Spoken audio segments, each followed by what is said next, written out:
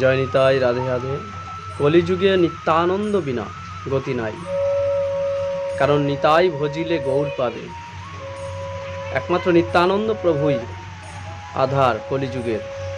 তাই নিতাই পদ কমল কোটি চন্দ্র শশীতল, যে ছায়াতে জগত জুড়ায়। হেন নিতাই বিনে ভাই রাধা কৃষ্ণ পেতে নাই, দৃঢ় করে ধর নিতাইয়ের পা। এই জন্য নিতাইয়ের চরণ ছাড়া রাধা কৃষ্ণ কখনো গৌর সুন্দরকে আমরা পাবো না। এর দৃষ্টান্ত একদম চৈতন্য চরিতামৃতে রঘুনাথ দাস গোস্বামীর আস্বাদন করেছেন।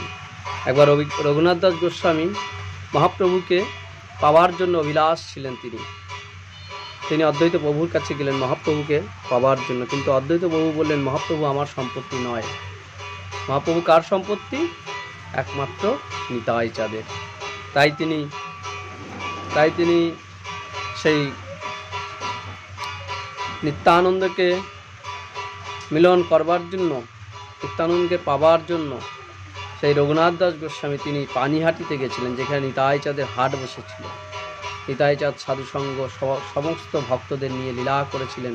সেই নিত্যানন্দ প্রভুর কাছে যখন দেখলো দূর থেকে আসছেন রঘুনাথ দাস গোস্বামী, তখন নিত্যানন্দ প্রভু বললেন, আয় রে চোরা, আমার জিনিস চুরি করতে এসেছিলি, তাই আজই তোরে দণ্ড দেবে।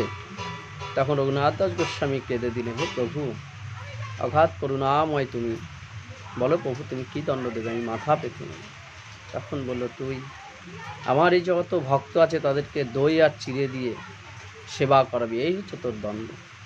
তখন রঘুনাথ দাস গোস্বামী অঝরে নয়নশ্রু বর্ষণ করল, হে প্রভু তোমার এই লীলা। তখন সবাইকে সেই দধি চিরা সেখানে এখনও দণ্ডমহা উৎসব হয় পানিহাটিতে। আর তখন মহাপ্রভু ছিলেন নীলাচলে, কিন্তু নিত্যানন্দ প্রভু তাকে সেইখান থেকে আবেশ করে তাকে যুগল দর্শন করালেন, মহাপ্রভুর সঙ্গে সাক্ষাৎ করালেন সেইখানে পানিহাটিতে।